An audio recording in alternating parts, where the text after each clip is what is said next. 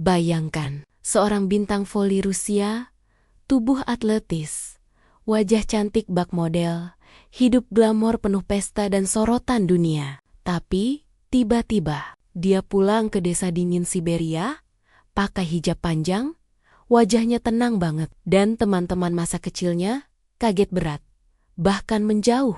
Apa yang bikin dia berubah total? Dicuci otak, cinta sama orang Indo, atau hidayah sejati yang mengubah hidupnya selamanya? Jangan lewatkan cerita ini sampai akhir.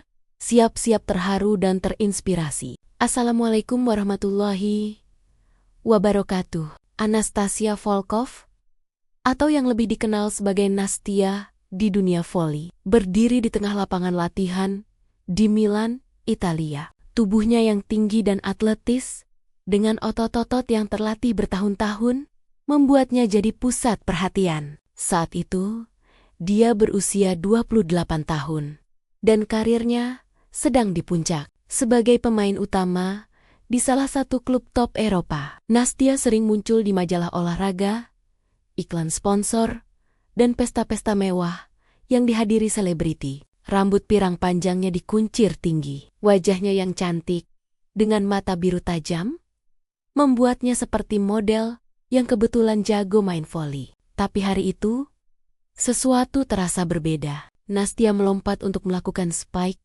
Bola menghantam lantai dengan keras, tapi saat mendarat, lutut kanannya seperti terbakar. Rasa sakit yang familiar menusuk lagi. Cukup untuk hari ini, kata pelatihnya, Marco, sambil menggelengkan kepala. Kau perlu istirahat, Nastia. Cedera ini sudah berulang. Dokter bilang kalau dipaksa, bisa pensiun dini. Nastia mengangguk, tapi hatinya kesal. Dia tidak mau berhenti. Voli adalah segalanya baginya. Dari kecil di desa kecil di Siberia, Rusia, dia berjuang keras untuk keluar dari sana. Ayahnya petani, ibunya guru sekolah dasar, dan desa itu penuh salju sepanjang tahun. Voli jadi tiketnya ke dunia besar. Dia pindah ke Moskow saat remaja, lalu ke Eropa.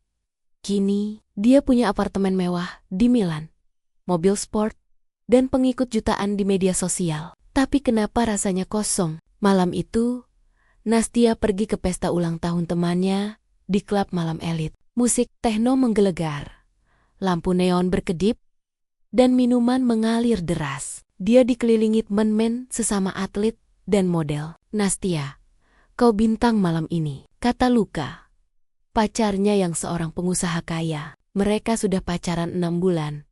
Tapi hubungan itu lebih seperti transaksi. Luka suka pamer Nastia di acara-acara, dan Nastia suka perhatian yang dia berikan. Tapi di tengah keramaian, Nastia merasa sendirian. Dia minum vodka shot demi shot, mencoba hilangkan rasa hampa. Kenapa aku begini? Gumamnya dalam hati. Sukses, uang, ketenaran semua ada, tapi tidur malamnya sering gelisah. Cedera lututnya bukan satu-satunya yang sakit. Hatinya juga. Dia ingat masa kecil di desa, ketika hidup sederhana tapi penuh tawa dengan teman-teman. Sekarang, teman-temannya di Eropa lebih seperti rekan bisnis. Pagi harinya, Nastia bangun dengan kepala pusing. Dokter klub menelepon, kau butuh jeda minimal 3 bulan. Saranku, pergi liburan, jauh dari voli, biar tubuh dan pikiranmu pulih.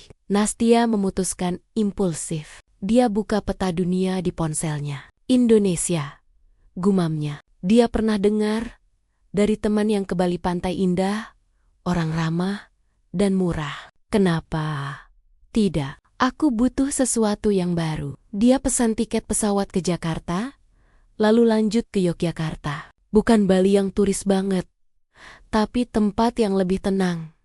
Katanya, teman itu, dia ingin menyendiri, tapi tak tahu bahwa perjalanan ini akan mengubah segalanya. Pesawat mendarat di Bandara Adi Sucipto, Yogyakarta. Udara panas menyambut Nastia. Berbeda sekali dengan dinginnya Eropa. Dia naik taksi ke sebuah hotel kecil di pinggiran kota, dekat dengan desa-desa pedesaan. Selamat datang di Jogja, Mbak, kata sopir taksi dengan senyum lebar. Nastia tersenyum balik.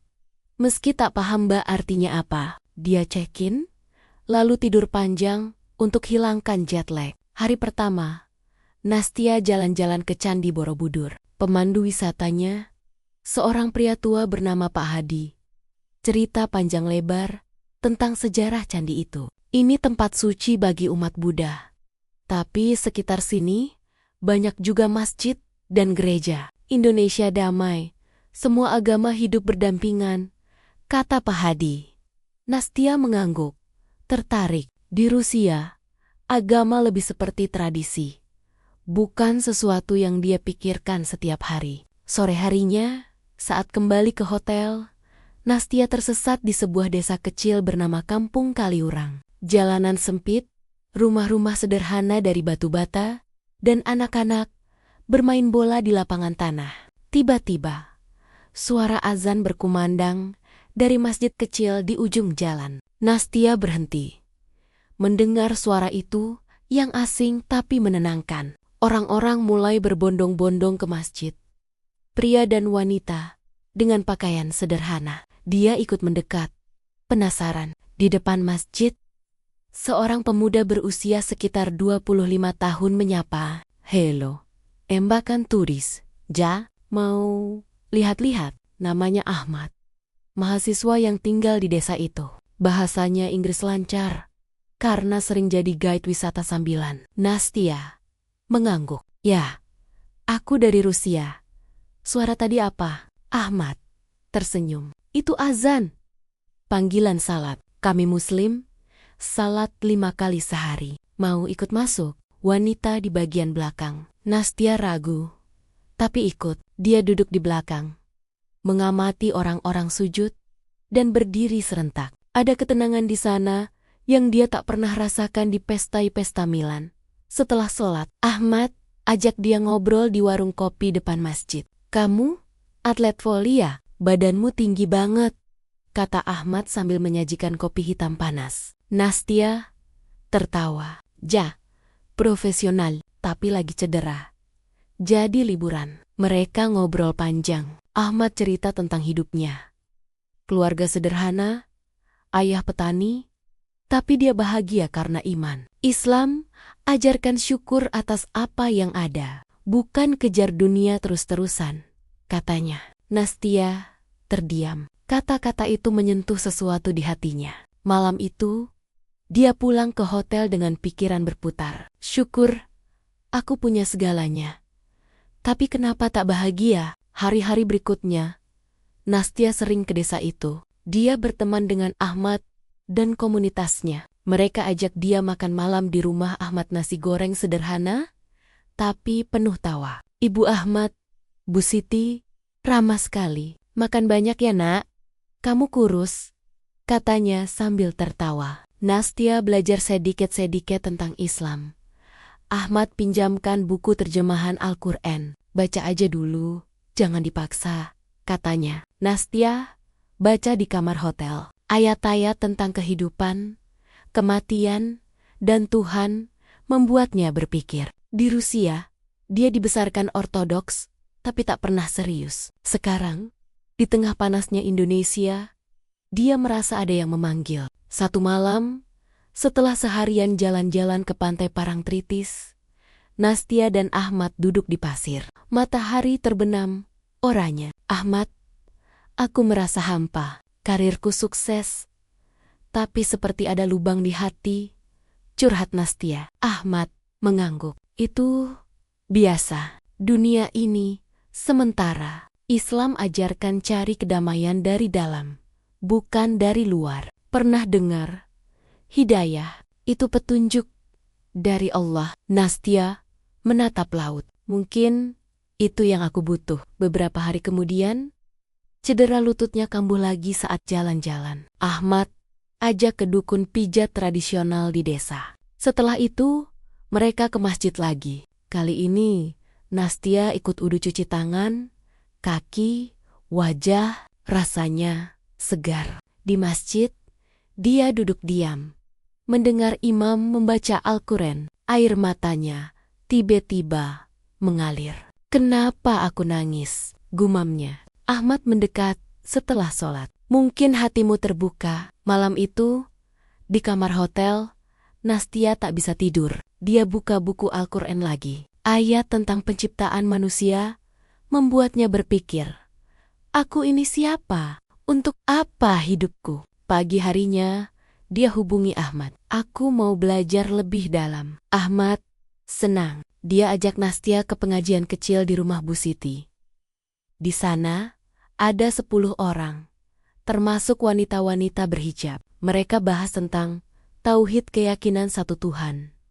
Nastia dengar dengan seksama. Di Islam, wanita dihormati. Hijab bukan penjara, tapi perlindungan, kata salah satu wanita. Nastia pulang dengan pikiran penuh. Dia coba salat sendirian di kamar, ikuti tutorial di YouTube. Gerakannya kaku, tapi rasanya damai. Hari demi hari, dia semakin dekat dengan komunitas itu. Ahmad tak pernah memaksa. Dia hanya jawab pertanyaan Nastia dengan sabar. 1 bulan berlalu. Nastia seharusnya pulang, tapi dia perpanjang visa. Aku belum siap kembali, katanya ke Luka via telepon. Luka marah. Kau gila? Karirmu nunggu. Tapi Nastia tak peduli. Puncaknya datang di sebuah malam Ramadan meski bukan bulan puasa, tapi komunitas lagi bahas puasa. Nastia ikut iftar simulasi. Setelah makan, di masjid kecil, Nastia bilang ke Ahmad, aku mau masuk Islam. Ahmad terkejut, tapi senang. Serius? Ini keputusan besar. Nastia mengangguk. Aku merasa ini jalan yang benar. Hidupku dulu penuh, tapi kosong. Sekarang, aku merasa penuh, meski sederhana. Mereka ke imam masjid. Di depan, soksi-soksi, Nastia ucap syahadat. Asyhadu an la ilaha illallah wa asyhadu anna Muhammadar Rasulullah. Air mata mengalir deras. Rasanya beban hilang. Komunitas peluk dia, ucapkan selamat. Bu Siti beri hijab sederhana sebagai hadiah. Coba pakai nak. Nastia pakai hijab pertama kali. Di cermin, dia lihat wajahnya lebih tenang. Ini aku yang baru, gumamnya. Tapi perubahan ini baru awal. Nastia tahu, pulang ke Rusia akan sulit. Teman-teman, keluarga mereka tak akan paham. Tapi sekarang, dia punya iman. Di Indonesia, di desa kecil itu, dia temukan kedamaian yang selama ini hilang. Hari-hari setelah itu, Nastia belajar lebih banyak. Dia beli pakaian panjang, belajar salat benar, dan baca Al-Quran setiap hari. Ahmad jadi teman dekat. Tapi tak ada romansa, hanya persahabatan murni. Kau seperti saudara sekarang, kata Ahmad. Nastia cerita tentang masa lalunya. Pesta, alkohol, hubungan yang salah. Dulu aku pikir itu kebahagiaan. Ternyata tidak. Ahmad mengangguk. Allah beri hidayah ke siapa yang dia mau. Kamu beruntung. 2 bulan di Indonesia, Nastia merasa siap pulang. Tapi hatinya berat. Aku takut mereka tolak aku, katanya ke Bu Siti. Bu Siti peluk dia. Imanmu kuat nah.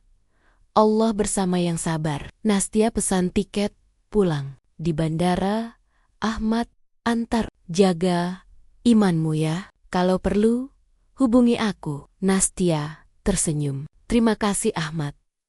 Indonesia, ubah hidupku. Pesawat lepas landas. Nastia lihat pulau-pulau hijau di bawah. Dia pegang hijab di tasnya. Ini baru mulai, gumamnya. Di Rusia, salju menyambut. Nastia turun di Moskow, lalu naik kereta ke desa Siberia. Hatinya campur aduk. Senang pulang, tapi takut penolakan. Tapi bab ini baru permulaan dari perjuangan panjangnya. Nastia turun dari pesawat di Bandara Domodedovo, Moskow. Udara dingin langsung menusuk tulang. Salju tipis sudah menutupi landasan. Meski baru akhir musim gugur, dia tarik napas dalam. Pegang tas ranselnya erat. Di tas itu ada hijab sederhana, warna krem yang diberikan Bu Siti. buku Al-Quran terjemahan bahasa Rusia, dan mukena kecil yang dia beli di pasar Jogja. Barang-barang itu terasa berat, bukan karena bobotnya, tapi karena maknanya. Dia naik kereta ke arah utara, menuju desa kecil di pinggiran Siberia tempat dia dibesarkan. Perjalanan 4 jam. Di kereta, Nastya duduk dekat jendela, lihat pemandangan pohon-pohon pinus yang tertutup salju. Pikirannya melayang ke Indonesia. Panasnya matahari, suara azan yang lembut, tawa anak-anak di masjid kecil. Semua terasa jauh sekarang, tapi di hatinya masih ada. Sampai di stasiun kecil desa, Nastya lihat ibunya sudah menunggu. Elena Volkov, wanita berusia 55 tahun. Mantel tebal berwarna abu-abu. Shawl wol melilit leher. Matanya merah karena menangis. Nastya, anakku. Elena peluk Nastya erat, seperti tak mau lepas. Ayahnya, Sergei, berdiri di belakang, tangan di saku mantel. Dia hanya mengangguk. Tapi Nastya tahu ayahnya senang. Mereka naik mobil tua ayahnya ke rumah. Rumah kayu 2 lantai. Atap miring penuh salju. Di dalam, bau kayu bakar dan sup borscht menyambut. Nastya taruh tas di kamar lamanya. Kamar itu masih sama. Poster voli lama di dinding, trofi kecil di rak, foto masa kecil dengan teman-teman desa. Dia buka tas, ambil hijab, tapi langsung simpan lagi di laci. Belum saatnya. Malam pertama, mereka makan malam bersama. Elena masak sup daging sapi tebal, roti hitam, dan acar kubis. Kau kurus sekali, Nastya. Di Italia makan apa? Hanya salad? Tanya Elena sambil tambah sup ke piring Nastya. Nastya tersenyum. Aku baik-baik saja, Bu. Di Indonesia, makan enak sekali. Nasi goreng, sate, rendang. Sergei angkat alis. Indonesia? Indonesia? Kau ke sana untuk apa? Liburan atau cari masalah? Nastya tarik napas. Aku butuh istirahat, Pa. Cedera lutut lagi kambuh. Dokter suruh libur panjang. Elena pegang tangan Nastya. Kau harus kembali main voli. Klubmu di Milan nunggu. Luka bilang dia sudah bicara sama pelatih. Nastya diam. Dia belum cerita apa-apa tentang perubahan besar di hidupnya. Dia takut. Malam itu, setelah orang tuanya tidur, Nastya salat Isya di kamar. Dia gelar mukena di lantai kayu, sujud pelan supaya tak berisik. Rasanya aneh salat sendirian di tempat yang dulu dia pakai untuk latihan push-up. Tapi setelah selesai, dia merasa tenang. Allah, bantu aku, gumamnya dalam bahasa Rusia. Keesokan harinya, teman masa kecilnya datang. Ada 4 orang. Olga, yang dulu sahabat terbaiknya, sekarang sudah menikah dan punya anak. Dmitri, mantan pacar SMA yang kini kerja di pabrik kayu. Katya, yang masih single dan kerja di kota. Dan Ivan, yang paling dekat dengan Nastya waktu kecil. Mereka datang bawa vodka dan kue buatan rumah. Kau pulang? Akhirnya, Olga peluk Nastya. Olga peluk Nastya. Kami kangen banget. Cerita dong tentang hidup glamor di Eropa. Nastya duduk di sofa, cerita sedikit tentang Milan, pesta, pertandingan. Tapi dia hindari bagian Indonesia. Mereka minum vodka, tertawa, ingat masa kecil. Dmitri angkat gelas. Untuk Nastya, bintang kami yang kembali. Nastya angkat gelas, tapi hanya basahi bibir. Mereka perhatikan. Kenapa tidak minum? Sakit? Tanya Katya. Aku berhenti minum alkohol, jawab Nastya pelan. Ruangan langsung hening. Olga tertawa kecil. Apa? Diet baru atau luka suruh? Nastya geleng. Bukan. Aku masuk Islam. Hening lagi. Lebih lama. Ivan angkat alis. Islam? Maksudnya apa? Maksudnya apa? Nastya tarik napas dalam. Aku memeluk Islam di Indonesia. Aku baca Al-Quran, salat 5 waktu, dan aku pakai hijab sekarang. Mereka saling pandang. Katya tertawa gugup. Kau bercanda ya? Ini pasti karena cowok. Ada cowok Indo yang ganteng? Nastia geleng lagi. Bukan karena cowok. Aku sendiri yang memilih. Aku merasa damai di sana. Hidupku dulu penuh, tapi kosong. Sekarang, aku merasa ada tujuan. Olga letakkan gelasnya. Nastia, kau tahu di sini mayoritas ortodoks. Orang-orang di desa ini konservatif. Kalau kau pakai hijab, mereka akan bilang apa? Aku tahu, jawab Nastia. Tapi aku tak bisa pura-pura lagi. Dometri berdiri. Kau dicuci otak. Pasti, orang Islam itu pintar propaganda. Kau terlalu lama di sana sendirian. Nastia lihat mata Demetri penuh khawatir, tapi juga marah. Aku tak dicuci otak. Aku pikir sendiri. Aku baca. Aku tanya. Aku rasakan sendiri. Ivan, yang paling pendiam, akhirnya bicara. Nastia, kami sayang kau. Tapi ini aneh. Kau berubah total. Dulu kau paling liar di antara kami. Sekarang kau bilang tak minum, tak pesta, dan mau pakai kain penutup kepala? Nastia tersenyum tipis. Aku masih Nastia.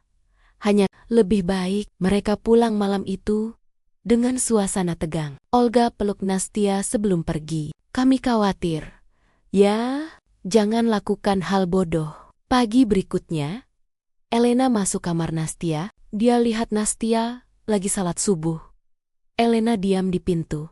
Tangan gemetar. Setelah Nastia selesai, Elena masuk. Apa yang kau lakukan tadi? Salat, Bu. Itu ibadah kami. Elena duduk di tepi tempat tidur. Air matanya mengalir. Kau bukan anakku lagi. Kau berubah jadi orang asing. Di mana? Nastia yang dulu. Nastia peluk ibunya. Aku masih anakmu, Bu. Hanya imanku yang baru. Elena dorong pelan. Imanku. Kau tinggalkan agama keluarga. Ayahmu hampir sakit jantung kalau tahu. Di desa ini, orang akan bicara. Mereka akan bilang, anak Volkov jadi murtad. Aku tak murtad, Bu. Aku masuk Islam. Itu beda. Elena berdiri. Elena berdiri. Jangan bilang siapa-siapa dulu. Tunggu sampai kau sadar, ini cuma fase. Nastia diam. Dia tahu ini akan sulit, tapi tak sangka secepat ini. Beberapa hari kemudian, Nastia coba pakai hijab pertama kali di rumah. Dia pakai di kamar, lihat cermin. Wajahnya lebih lembut, matanya biru masih tajam, tapi ekspresinya tenang. Dia turun ke dapur. Elena lihat, langsung berpaling. Sergei masuk, lihat sekilas, lalu keluar lagi tanpa kata. Nastia tak menyerah. Dia mulai syalat di rumah. 5 waktu. Kadang dia dengar Elena menangis di kamar sebelah. Sergei lebih diam. Tapi Nastia tahu, ayahnya kecewa. Dia coba bicara. Tapi Sergei hanya bilang, kau dewasa, lakukan apa yang kau mau. Tapi jangan harap kami ikut. Di luar rumah, gosip mulai menyebar. Tetangga lihat Nastia keluar rumah pakai syal, menutup rambut. Anak Volkov pakai jilbab, pasti gila, kata seorang ibu di toko kelontong. Anak-anak kecil tanya, Kak Nastia jadi biarawati? Nastia coba tetap tenang. Dia hubungi Ahmad via WhatsApp. Sulit di sini, ketiknya. Ahmad balas cepat. Sabar, sis. Allah uji yang dia sayang. Ingat, Rasulullah juga ditolak keluarganya dulu. Nastia baca pesan itu berulang-ulang. Dia mulai belajar Al-Quran lebih dalam. Setiap malam, setelah orang tuanya tidur, dia duduk di kamar. Baca terjemahan, coba pahami artinya. Ayat tentang kesabaran membuatnya kuat. 1 minggu kemudian, Olga ajak reuni kecil di rumahnya. Kami ingin lihat kau normal lagi, katanya di telepon. Nastia datang. Dia pakai hijab sederhana, mantel panjang. Saat masuk, semua diam. Ada 10 orang. Mereka lihat Nastia seperti orang asing. Olga coba ringankan suasana. Duduk. Nes, makan dulu. Tapi Dmitri langsung bicara. Kau serius pakai itu? Di sini dingin. Tapi kau pakai kain panas? Nastia jawab pelan. Ini hijab, bagian dari imanku. Katia tertawa kecil. Imanku? Kau dulu bilang agama cuman untuk orang tua. Sekarang kau jadi ustazah. Semua tertawa. Tapi Nastia tahu, itu tawa gugup. Ivan tarik Nastia ke samping. Aku khawatir, Nes. Kau terlihat bahagia. Tapi kau sendiri. Kami takut kehilangan kau. Nastia lihat mata Ivan. Dulu mereka hampir pacaran. Aku masih di sini. Ivan, hanya aku lebih bahagia sekarang. Ivan, diam. Malam itu berakhir dengan canggung. Beberapa orang pamit lebih awal. Olga peluk Nastia di pintu. Kami sayang kau. Tapi, tolong pikir lagi. Ini terlalu ekstrim. Pulang ke rumah. Nastia menangis di kamar. Dia salat tahajud. Minta kekuatan. Ya Allah, jangan biarkan aku goyah. Keesokan harinya, ada berita buruk. Pelatih klub Milan menelepon. Nastia, kami dengar kau berubah. Sponsor tak suka kalau kau pakai hijab di lapangan. Mereka bilang, image tak cocok. Kami beri waktu sebulan untuk putuskan. Nastia pegang ponsel erat. Karirnya, yang selama ini jadi segalanya, sekarang terancam. Tapi anehnya, dia tak panik seperti dulu. Terima kasih, Coach. Aku akan pikirkan. Dia taruh ponsel, lalu lihat keluar jendela. Salju turun lebat, dingin sekali. Tapi di hatinya, ada hangat yang tak pernah ada sebelumnya. Malam itu, Nastia duduk di dapur sendirian. Elena masuk, lihat anaknya. Untuk pertama kali setelah seminggu, Elena bicara lembut. Kau bahagia, Nastia? Nastia tersenyum. Ya Bu, meski sulit. Elena diam lama. Lalu dia ambil cangkir teh, duduk di depan Nastia. Ceritakan dari awal, apa yang terjadi di Indonesia. Nastia mulai cerita tentang desa kecil, masjid, Ahmad, Bu Siti, azan yang menenangkan, tentang rasa hampa yang hilang setelah syahadat. Elena dengar tanpa potong. Air matanya mengalir pelan. Setelah selesai, Elena pegang tangan Nastia. Aku tak mengerti semuanya, tapi aku lihat kau lebih tenang. Dulu kau selalu gelisah. Sekarang berbeda. Nastia peluk ibunya. Terima kasih, Bu. Sergei masuk. Lihat mereka. Dia tak bicara, tapi tak keluar lagi. Dia duduk diam di pojok. Dengar. Nastia berdiri di depan jendela kamarnya. Lihat salju turun semakin lebat. Sudah 2 minggu sejak dia bilang ke orang tuanya tentang keputusan masuk Islam. Rumah terasa lebih dingin dari biasanya. Meski kompor kayu menyala terus. Elena jarang bicara langsung. Hanya sesekali tanya mau makan. Atau, kau dingin gak? Sergei lebih parah lagi, dia keluar rumah pagi-pagi. Pulang malam, dan kalau ketemu Nastia di dapur, cuma mengangguk pendek, lalu lanjut ke kamarnya sendiri. Nastia tahu, ini bukan akhir. Dia harus pulang ke desa sepenuhnya. Bukan cuma kunjungan singkat. Selama ini dia tinggal di Moskow untuk latihan. Tapi sekarang klub bilang kontraknya ditangguhkan sampai dia kembali normal. Kata pelatihnya, kami tak mau kontroversi, Nastia. Hijab di lapangan voli, sponsor bakal kabur. Jadi, dia putuskan kembali ke desa kecil di pinggiran Siberia itu, tempat dia lahir dan besar. Mungkin di sana, dengan orang-orang yang kenal dia dari kecil, semuanya bisa lebih mudah, atau justru lebih sulit. Pagi itu, Nastia bilang ke ibunya, Bu, aku mau pulang ke desa minggu depan. Aku tinggal di rumah lama dulu. Elena berhenti, mengaduk sup. Kau yakin? Di sana, orang lebih konservatif. Mereka tak suka hal-hal baru. Aku tahu, tapi aku tak bisa lari terus. aku harus hadapi. Sergei masuk dapur waktu itu. Dia dengar. Baik, kau pergi sendiri. Kami ikut nanti, kalau perlu. Nastia mengangguk. Dia tahu ayahnya marah, tapi tak mau tunjukkan. Malam sebelum berangkat, dia salat Isya panjang. Minta kekuatan. Ya Allah, jangan biarkan aku lemah. Kereta pagi membawa Nastia ke desa. Perjalanan 6 jam, melewati hutan pinus dan sungai beku. Dia duduk sendirian, pakai hijab krem dan mantel panjang tebal. Beberapa penumpang lihat dia curi-curi, tapi tak ada yang bicara. Sampai di stasiun kecil, Nastia lihat rumah ramah kayu yang sudah lama tak dia kunjungi. Salju setinggi lutut, angin dingin menusuk. Dia jalan kaki ke rumah lama keluarga rumah. Kecil 2 kamar yang dulu dia tinggali sebelum pindah ke kota besar. Rumah itu kosong sejak ayahnya pindah ke rumah baru yang lebih besar. Nastia buka pintu dengan kunci cadangan. Debu dan bau kayu lembab menyambut. Dia nyalakan kompor, bersihkan sedikit, lalu taruh tasnya. Sore harinya, dia keluar beli kebutuhan di toko desa. Toko kecil milik Tante Maria, tetangga lama. Saat Nastia masuk, bel berdering. Tante Maria lihat dia.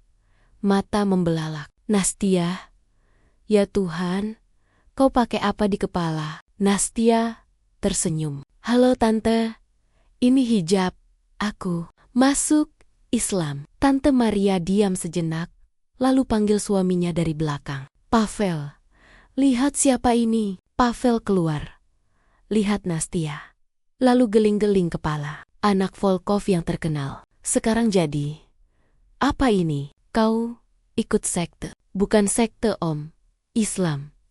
Agama yang aku pilih. Mereka tak bilang apa-apa lagi, tapi Nastia tahu gosip bakal cepat menyebar. Benar saja. Malam itu, saat dia salat maghrib di rumah, ada ketukan di pintu. Olga datang. Bersama Ivan dan Katia. Kami dengar kau balik ke desa, kata Olga. Kami datang jemput kau. Kami mau reuni di rumahku besok. Semua teman masa kecil datang. Nastia ragu. Aku pakai hijab sekarang. Kalian oke? Ivan angkat bahu. Kami temanmu. Mau pakai apa juga terserah. Tapi jangan bilang-bilang soal agama itu di depan orang tua kami. Mereka tak suka. Nastia setuju. Besoknya, dia datang ke rumah Olga. Ada sekitar 20 orang. Teman SD, SMA, bahkan beberapa sepupu jauh. Mereka lihat Nastia masuk dengan hijab, mantel panjang, dan sepatu bot salju. Ruangan langsung hening. Olga coba pecah es. Duduk. Nes, kami bikin sup dan vodka. Kau masih suka borscht kan? Nastia duduk. Terima kasih. Terima kasih. Tapi aku tak minum alkohol lagi. Seseorang tertawa. Apa? Kau jadi biarawati sekarang? Demetri, yang datang terlambat, langsung duduk di depan Nastia. Kau serius? Kau pulang ke desa cuma buat pakai kain ini? Kau tahu berita di grup WA? Orang bilang kau dicuci otak di Indonesia. Nastia tarik napas. Aku tak dicuci otak, aku pilih sendiri. Katia menyela. Tapi kenapa? Kau dulu paling bebas di antara kami. Pesta, pacar ganti-ganti. Sekarang kau bilang sholat 5 kali sehari? Ini gila. Nastia lihat mereka satu persatu. Aku dulu pikir kebebasan itu pesta dan uang. Tapi aku hampa. Di Indonesia, aku temukan kedamaian. Aku salat. Aku baca Al-Quran. Aku merasa lengkap. Ivan berdiri. Kau bahagia? Nastia mengangguk. Ya, meski sekarang sulit. Ruangan hening lagi. Lalu ada yang bilang, kau bikin malu keluarga. Orang tua kau pasti nangis setiap malam. Nastia menunduk. Aku tahu, aku minta maaf kalau bikin kalian kecewa. Reuni berakhir cepat. Banyak yang pamit duluan. Olga peluk Nastia di pintu. Aku sayang kau. Tapi, tolong pikir lagi. Ini terlalu jauh. Pulang ke rumah. Nastia menangis sendirian. Dia salat tahajud, minta sabar. Pagi berikutnya, ada ketukan lagi. Kali ini, lebih banyak orang. Sekitar 10 tetangga, termasuk kepala desa. Pak Victor, kami dengar kau berubah agama. Kata Pak Victor langsung, di desa ini, kami hormati ortodoks. Kalau kau mau tinggal di sini, jangan bikin masalah. Nastia berdiri di depan pintu. Saya tak mau bikin masalah, Pak. Saya hanya ingin hidup sesuai keyakinan saya. Seorang ibu tua, Bu Nadia, maju. Anakku takut kalau kau ajari cucuku hal-hal aneh. Hijab itu apa? Kau mau bikin anak-anak ikut? Nastia geleng. Saya tak ajak siapa-siapa. Ini pilihan pribadi. Pak Victor menggeleng. Kami tak larang kau tinggal. Tapi jangan pakai hijab di tempat umum. Orang takut. Nastia diam. Dia tahu ini diskriminasi, tapi dia tak mau ribut. Baik, Pak. Saya paham. Mereka pergi. Nastia tutup pintu, lalu duduk di lantai. Dia pegang buku Al-Quran. Baca ayat tentang ujian. Allah tak membebani seseorang, melainkan sesuai kemampuannya. Beberapa hari kemudian, Nastia mulai cari pekerjaan kecil. Dia tak mau minta uang ke orang tua terus. Dia ke toko Olga, minta kerja paruh waktu. Olga setuju, tapi dengan syarat. Jangan pakai hijab di toko. Pakai sal biasa saja. Nastia terima. Dia kerja di toko, bantu jual roti, susu, dan barang sehari-hari. Pelanggan lihat dia, bisik. Ada yang ramah, ada yang cuek, tapi Nastia tetap senyum. Suatu sore, seorang nenek tua masuk toko. Namanya Bu Tatiana. Dia Tatar, keturunan Muslim lama di Siberia. Jarang orang tahu dia Muslim, karena dia tak pernah tunjukkan. Bu Tatiana lihat Nastia, lalu tersenyum. Kau, Nastia Volkov ya? Aku dengar kau masuk Islam. Nastia kaget. Iya, nenek. Tante tahu? Bu Tatiana mengangguk. Aku juga Muslim. Dari kecil, di sini kami sembunyi-sembunyi. Takut. Nastia peluk nenek itu pelan. Aku tak tahu ada orang seperti nenek di desa ini. Bu Tatiana pegang tangan Nastia. Kau tak sendiri. Datang ke rumahku besok. Aku ajari banyak hal. Besoknya, Nastia ke rumah Bu Tatiana. Rumah kecil di pinggir desa, penuh buku tua dan karpet sederhana. Di dalam, ada sajadah kecil tersembunyi di lemari. Bu Tatiana cerita tentang keluarganya yang dulu dipaksa tinggalkan agama waktu Soviet. Aku tetap salat diam-diam. Sekarang kau datang. Aku senang sekali. Mereka syalat berjamaah. Nastia merasa hangat. Untuk pertama kali sejak pulang, dia tak sendirian. Tapi kebahagiaan itu tak lama. Malam itu, Elena menelepon. Nastia, ayahmu sakit. Dia ke dokter. Tekanan darah tinggi. Dokter bilang, stres. Dia bilang, ini gara-gara kau. Nastia panik. Dia langsung ke rumah orang tuanya. Sergei tidur di kamar. Wajahnya pucat. Elena menangis di dapur. Kau lihat, apa yang kau lakukan? Nastia duduk di samping ayahnya. Pa, maafkan aku. Sergei buka mata pelan. Pergi. Aku tak mau lihat kau pakai kain itu. Nastia keluar kamar. Air mata mengalir. Dia pulang ke rumah lamanya, salat sambil nangis. Ya Allah, aku tak mau kehilangan keluarga. Beberapa hari kemudian, ada reuni lagi, kali ini lebih besar. Teman-teman masa kecil kumpul di balai desa. Katanya untuk menyelamatkan Nastia. Ada sekitar 30 orang. Mereka duduk lingkaran. Nastia di tengah. Demetri bicara pertama. Kami sayang kau, tapi kau harus berhenti. Lepas hijab itu, kembali ke gereja, kami bantu. Nastia lihat mereka. Aku tak bisa. Ini bukan main-main. Ini imanku. Olga nangis. Kau pilih agama asing daripada kami? Nastya berdiri. Aku tak pilih kalian atau agama. Aku pilih Allah. Kalian tetap temanku. Tapi kalau kalian tak bisa terima, aku paham. Ruangan gaduh. Beberapa orang teriak, "Pergi dari desa ini!" Ada yang lempar kata kasar. Nastya diam, lalu jalan keluar. Di luar, salju turun lebat. Dia berdiri di tengah lapangan. Angin kencang, tapi dia tak goyah. Malam itu, Bu Tatiana datang ke rumah Nastya. Dia bawa makanan hangat. "Kau kuat, Nak. Ingat, Nabi Muhammad juga ditolak keluarganya. Tapi beliau sabar." Nastya peluk nenek itu. "Terima kasih, Nenek." Hari-hari berikutnya, Nastya tetap tinggal. Dia kerja di toko, salat diam-diam, belajar dari Bu Tatiana. Teman-teman semakin menjauh. Olga tak lagi hubungi. Dmitri lewat tanpa sapa. Ivan sekali-kali kirim pesan, "Aku masih peduli. Hati-hati." Ya, Nastya tahu, perjuangan baru dimulai. Keluarga, teman, desa semua menolak. Tapi di tengah dingin Siberia, dia temukan satu hal yang tak pernah hilang, iman yang semakin kuat. Nastya duduk di lantai rumah lamanya. Punggung bersandar ke dinding kayu yang dingin. Salju di luar jendela masih turun tanpa henti, membuat desa terasa semakin terisolasi. Sudah hampir sebulan sejak reuni besar di balai desa itu. Sejak saat itu, hidupnya seperti berjalan di atas es tipis. Tetangga jarang menyapa.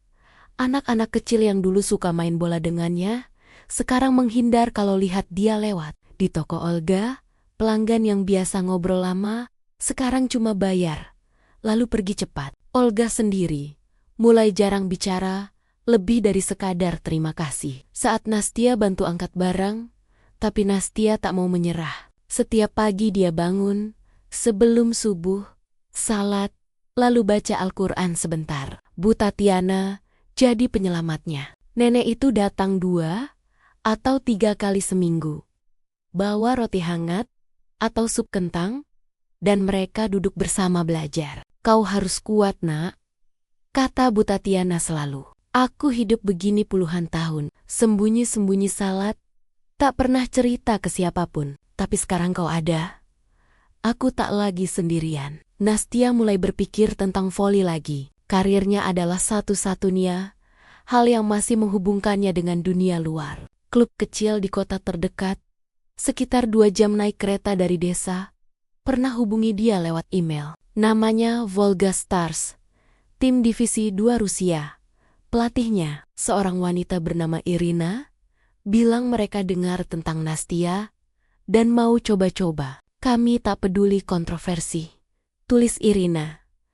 "Kalau kau masih bisa spike seperti dulu, kami terima." Nastya ragu. Dia belum main voli sejak cedera di Italia. Lututnya kadang masih nyeri kalau cuaca dingin. Tapi dia pikir, mungkin ini cara untuk buktikan bahwa hijab tak menghalangi dia jadi atlet. Dia balas email itu. Setuju, datang latihan uji coba. Hari itu, Nastya naik kereta pagi ke kota. Dia pakai hijab krem, jaket tebal, dan celana olahraga panjang. Di kereta, beberapa orang lihat dia, tapi tak ada yang komentar. Sampai di gym olahraga kota, Irina sudah menunggu. Wanita berusia 45 tahun itu, rambut pendek dan mata tajam. Lihat Nastya dari atas ke bawah. "Kau Nastya Volkov?" tanya Irina. "Kau lebih tinggi dari foto." Nastya mengangguk. "Ya, coach. Terima kasih. Sudah mau terima saya." Irina angkat bahu. "Kami butuh pemain. Tim kami lagi jeblok. Tapi satu syarat. Kau harus main dengan hijab itu. Kami tak mau kau ganti-ganti baju di tengah jalan." Nastya tersenyum lega. "Baik, coach." Latihan dimulai. Ada sekitar 15 pemain wanita. Kebanyakan usia 20-an. Mereka lihat Nastya masuk dengan hijab. bisik-bisik. Beberapa tersenyum ramah. Beberapa muka datar. Saat pemanasan, Nastia lari ringan, lompat kecil. Lututnya terasa kaku, tapi tak sakit parah. Irina bagi tim untuk scrimmage. Nastia masuk tim biru. Saat bola dilempar, dia lompat spike pertama. Bola menghantam lantai keras. Poin, beberapa pemain tepuk tangan pelan. Bagus, kata Irina dari pinggir lapangan. Latihan berlangsung 2 jam. Nastia capek, tapi bahagia. Dia merasa hidup lagi. Setelah selesai, Irina panggil dia ke kantor kecil. Kau masih punya tenaga. Kami terima kau sebagai pemain cadangan dulu. Kontrak sementara 3 bulan, gaji kecil, tapi cukup buat hidup. Setuju? Nastia mengangguk cepat. Setuju, coach. Terima kasih. Irina pegang bahu Nastia. Satu lagi. Media bakal datang. Mereka sudah dengar tentang atlet Rusia yang masuk Islam. Kalau kau siap, kami lindungi. Kalau tidak, mundur sekarang. Nastia diam sejenak. Aku siap. Berita menyebar cepat. 2 hari kemudian, koran lokal tulis headline. Bintang voli Nastia Volkov kembali bermain dengan hijab. Ada foto latihan, Nastia lompat spike. Hijabnya terlihat jelas. Di internet, komentar bertebaran. Ada yang dukung. Hebat, wanita, kuat. Ada yang hina. Ini memalukan Rusia. Dia gila karena agama asing. Nastia baca semuanya di ponsel. Dia tak balas komentar. Dia fokus latihan. Setiap minggu, dia ke kota 3 kali untuk latihan. Di tim, perlahan pemain mulai terbiasa. Ada yang tanya tentang hijab. Nggak panas? Nggak panas? Tanya seorang pemain muda bernama Lena. Sedikit, jawab Nastia sambil tertawa. Tapi, aku biasa. Di Indonesia, lebih panas. Lena tertawa. Indonesia. Indonesia, cerita dong. Nastia cerita sedikit tentang desa kecil di Jogja, masjid, dan bagaimana dia menemukan kedamaian. Lena dengar dengan mata berbinar. Keren. Aku juga pernah hampa. Mungkin aku coba baca buku itu. Nastia senang. Setidaknya di tim, ada yang mulai terbuka. Tapi di desa, masalah semakin besar. Suatu malam, saat Nastia pulang dari latihan, dia lihat pintu rumahnya dicat merah dengan tulisan besar. Murtad, kembali ke agamamu. Catnya masih basah. Bau menyengat. Nastia berdiri di depan pintu. Tangan gemetar. Dia ambil kain lap, bersihkan pelan-pelan. Air mata mengalir. Tapi dia tak berhenti. Setelah selesai, dia masuk, salat, lalu tidur. Keesokan harinya, Bu Tatiana datang. Dia lihat pintu yang sudah bersih. Siapa yang lakukan ini? Nastia. Gelang. Tak tahu, nenek. Mungkin tetangga. Bu Tatiana marah. Aku bicara sama Pak Victor. Ini tak boleh. Nastia pegang tangan nenek itu. Jangan, nenek. Biar saja. Kalau aku ribut, makin buruk. Tapi berita itu sampai ke orang tuanya. Elena datang ke rumah Nastia sore itu. Wajahnya pucat. Kau lihat apa yang terjadi. Ini gara-gara kau keras kepala. Nastia peluk ibunya. Maaf, Bu. Aku tak mau menyakiti siapapun. Elena menangis. Ayahmu tak mau bicara lagi. Dia bilang, kalau kau terus begini, dia tak anggap kau anak lagi. Nastia rasanya dada sesak. Bu, aku cinta kalian, tapi aku tak bisa balik. Lena pergi tanpa kata lagi. Pertandingan pertama Nastia mendekat. Volga Stars lawan tim dari kota lain. Ini pertandingan Liga Divisi 2. Nastia masuk sebagai pengganti di set kedua. Saat dia masuk lapangan, penonton bisik-bisik. Ada sekitar 200 orang di gym kecil itu. Beberapa foto dia pakai ponsel. Nastia fokus. Dia terima servis, passing bagus, lalu lompat spike. Poin. Penonton tepuk tangan. Meski pelan, di set ketiga, timnya tertinggal. Nastia masuk lagi. Kali ini lebih sering. Dia blok bola lawan. Lalu spike keras. Skor, imbang. Di poin terakhir, bola ke Nastia. Dia lompat tinggi, spike keras ke sudut. Gol, tim menang. Setelah pertandingan, Irina peluk Nastia. Bagus sekali. Kau, pemain kami sekarang. Nastia tersenyum, tapi hatinya berat. Dia tahu, ini baru awal. Media lokal datang wawancara. Reporter wanita tanya, "Kenapa Anda memilih hijab di lapangan?" "Tak takut dikritik," Nastia jawab tenang. "Ini bagian dari iman saya. Saya tak mau sembunyi. Saya main voli karena saya suka, bukan karena image." Berita itu naik ke nasional. Headline muncul. Atlet voli Rusia berhijab cetak poin kemenangan. Kontroversi atau inspirasi di desa. Reaksi campur. Ada yang bilang, dia hebat. Meski aneh, tapi mayoritas tetap menjauh. Malam setelah pertandingan, Nastia pulang ke desa. Saat masuk rumah, dia lihat kamarnya kosong. Semua barangnya baju, sepatu, bahkan mukena hilang. Di meja, ada catatan dari ayahnya. "Ambil barangmu. Kami tak mau kau tinggal di sini lagi." Nastia duduk di lantai. Pegang catatan itu, air matanya jatuh ke kertas. Dia tak nangis keras, hanya diam. Dia ambil tas kecil, masukkan buku Al-Quran dan hijab cadangan, lalu keluar rumah. Dia jalan ke rumah Bu Tatiana di malam gelap. Salju masih turun. Nenek itu buka pintu, lihat Nastia berdiri dengan tas kecil. "Masuk, Nak."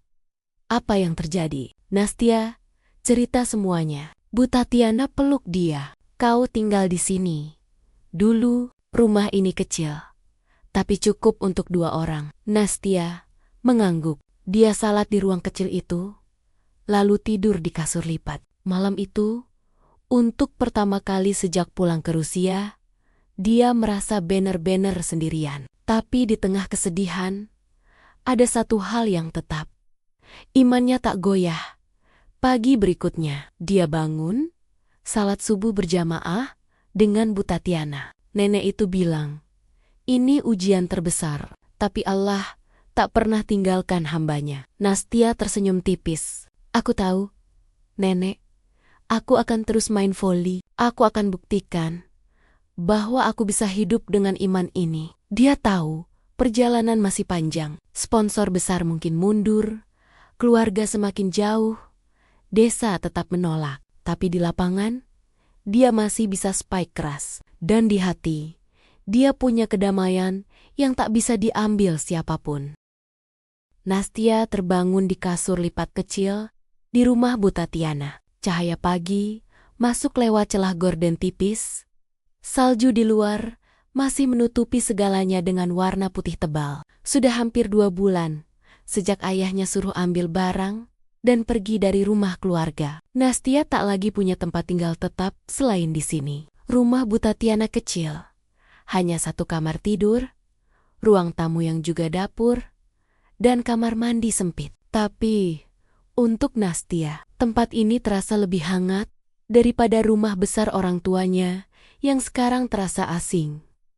Setiap pagi, rutinitasnya sama. Bangun sebelum subuh, salat berjamaah dengan Bu Tatiana. Nenek itu ajari dia bacaan doa-doa kecil dalam bahasa Arab yang benar. Setelah itu, mereka minum teh panas sambil makan roti hitam dengan selai. Bu Tatiana cerita tentang masa lalunya, bagaimana dia harus sembunyi-sembunyi salat waktu kecil karena orang tuanya takut di zaman Soviet. "Aku pernah mikir, mungkin lebih mudah ikut arus. Tapi iman ini yang bikin aku bertahan," kata nenek itu sambil pegang tangan Nastia. "Kau juga akan bertahan, Nak." Nastia tersenyum tipis. "Aku coba, Nenek.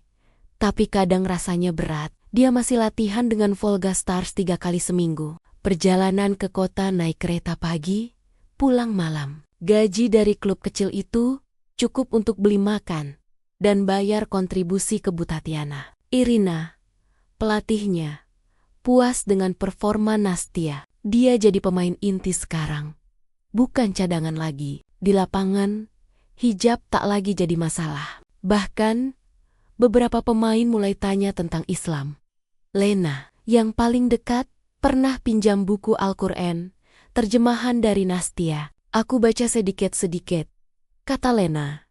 Bikin tenang aja. Tapi di desa, keadaan tak berubah. Tetangga masih menghindar. Olga tak pernah hubungi lagi. Dmitri lewat tanpa sapa. Ivan sesekali kirim pesan singkat. Kau baik-baik aja? Nastia balas pendek. Alhamdulillah. Dia tak mau memaksa siapapun. Suatu malam, setelah latihan panjang, Nastia pulang ke rumah Bu Tatiana. Dengan badan capek, lututnya nyeri lagi karena cuaca dingin. Dia duduk di kursi kayu, pegang ponsel. Ada video call dari Ahmad. Wajah pemuda Indonesia itu muncul di layar. Senyum lebar seperti dulu. Assalamualaikum. Sis Nastia, gimana kabar? Gimana kabar? Udah lama nggak video call? Waalaikumsalam Ahmad, aku baik. Capek aja hari ini. Ahmad lihat wajah Nastia. Kelihatan lelah. Apa yang terjadi? Nastia cerita semuanya tentang rumah yang dicat, barang yang dibuang ayahnya, tentang tinggal di rumah Bu Tatiana. Ahmad dengar tanpa potong. Setelah selesai, dia bilang pelan, sabar ya, Rasulullah juga pernah diusir dari Mekah. Tapi akhirnya menang. Kau juga akan menang. Nastia mengangguk. Aku tahu, tapi keluargaku, aku kangen mereka. Ahmad diam sejenak. Coba hubungi adikmu. Dia masih kecil kan? Mungkin dia bisa jadi jembatan. Nastia punya adik perempuan, Sofia, berusia 16 tahun. Mereka dulu dekat. Tapi sejak Nastia pulang, Sofia jarang bicara. Nastia pernah coba ajak Sofia jalan. Tapi gadis itu bilang, sibuk sekolah. Malam itu, setelah video call selesai, Nastia kirim pesan ke Sofia. Sof, kapan-kapan ketemu yuk. Kakak, kangen. Tak ada balasan malam itu. Tapi keesokan paginya, Sofia balas. Besok sore, di taman dekat sekolah. Jangan bilang mama papa. Nastia senang sekali. Besoknya, dia ke taman kecil di pinggir desa. Salju sudah dibersihkan di beberapa tempat. Anak-anak main luncur salju. Sofia datang dengan mantel merah, rambut dikuncir. Dia lihat Nastia pakai hijab.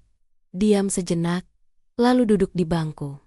Kak, aku takut bilang ke mama papa, kata Sofia langsung. Mereka marah kalau tahu aku ketemu kakak. Nastia pegang tangan adiknya. Aku tahu, terima kasih udah mau ketemu. Sofia lihat hijab kakaknya. Kenapa kakak pakai ini? Aku tak mengerti. Nastia cerita pelan.